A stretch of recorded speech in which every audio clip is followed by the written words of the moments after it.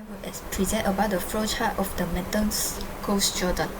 So the flowchart will start with entering the size of matrix and then insert the number of matrix, and the output will be getting the answer of variable M, W, and C.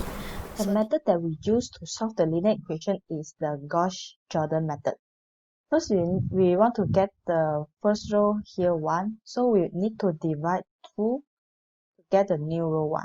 To fulfill the condition, the below one we must have the 0, so we need to use the row 3 minus the row 1 to get the 0 here. Next, since the second row here got a 1, to fulfill the condition, we also need to get the 0 here and the 0 here. So for the 0 here, we use the row 1 to minus the 5 over 2 row 2 to get a new row 1. Same goes to this. We use the row 3 plus the 7 over 2 of the row 2 to get a new row 3. Now, another condition is we need to get here is 1. So we use the row 3 divide the negative 10 to get a 1. Same goes to here, we need to get we must fulfill the condition, so we need to make these two become a 0. So for the first row, we use the old first row minus the 8 times of the row 3 to get a 0 here. And for the row 2, we plus the 2 times of the row 3 to get a new row 2. Now we get the answer here. So for the M is 7 over 2, W is 3 over 2, and the C is 3 over 2. Because it's a price, so we need to convert to the decimals, which is M is 3.5, W is 1.5, and C is 0.75. Thank you. So this is the coding produced and we run it. So we type the size of matrix 3 and then type the every elements into the programming. Then we will get the answer. M is equals to 2.5, W is 1.5, and C is 0.75. We use another method to prove that our answer is true. The method that we use is inverse method. First, we get the depth of the A, so the answer is negative 20. Next, we find all the cofactor and we transpose it. After transpose, we will get this. Last, we times with the 1 of the negative 20, and we get the inverse of A. Get the inverse of A times the A and times the X equal to the inverse A times the B. Inverse A times A is equal to the infinite. So we get it in here. After we times, we get the answer here. So the answer is same to the answer we just found.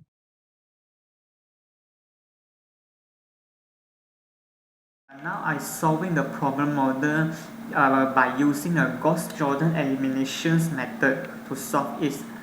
This is the system of the linear equation from the case study, and we translate the system of the linear equation into the augmented matrix form. This is the augmented matrix form from the case study, and we do the elementary row operations and make the matrix in reduced row echelon form, and this is the result of doing the implement the elimination row operations, and this is the inverse of a matrix.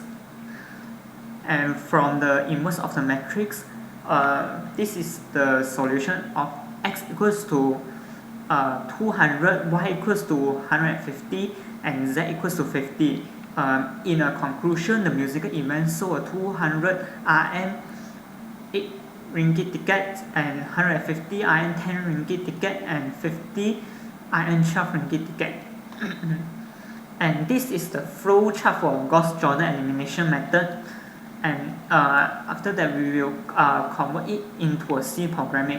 At first, we start and input the n. N is a number of size of the matrix, and we will do the looping for the to record the element of the matrix or the order of the matrix for I equals to 1 to n, for j equals to 1 to n minus 1, and input I matrix A, ij, n for j and n for I. And if we were making the decision, if I equals to j, we will go here, we will straight away go here. If I not equal to j, we will do the calculations. P equals to matrix order I j divided by A matrix A j j, for k equals to 1 to n plus 1, and we'll do the calculations and n for k. Then if I equals to j, and then we will do the following step until we find the inverse of the matrix, or until we find the reduced row echelon form of the matrix. And this is the code C programming of using Gauss-Jordan elimination method. And now I will implement the C programming. This is 3 by 3, and first order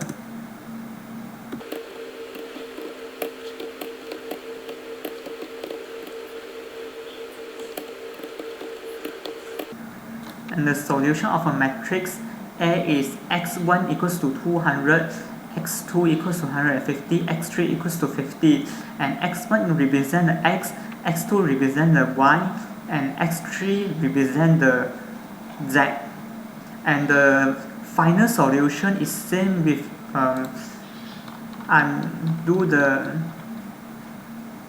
Gauss-Jordan eliminations. The solution is same, therefore I prove it is true.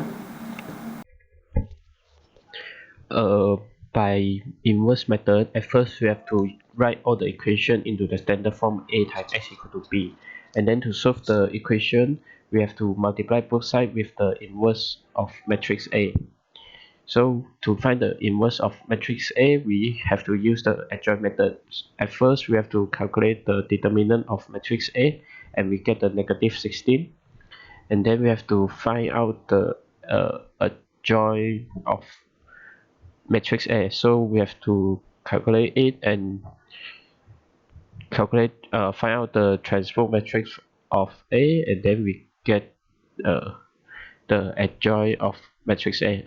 So to calculate the inverse of matrix A, we use the formula 1 over determinant times adjoint A. So we get the inverse of matrix A, and then to find out the x, we have to multiply inverse A with B. So at the last we calculate, we find out that x equal to 200, y equal to 150, and z equal to 50. So this is the flow chart of inverse methods. At first we have to find out, we have to insert the matrix A and matrix B, then we have to calculate the determinant of matrix A, and we have to calculate the cofactor of matrix A. So calculate the inverse matrix A with the formula 1 over determinant times adjoint A, and then to find out the x, we have to use inverse of matrix A times matrix B. So finally we get the matrix X. Thank you.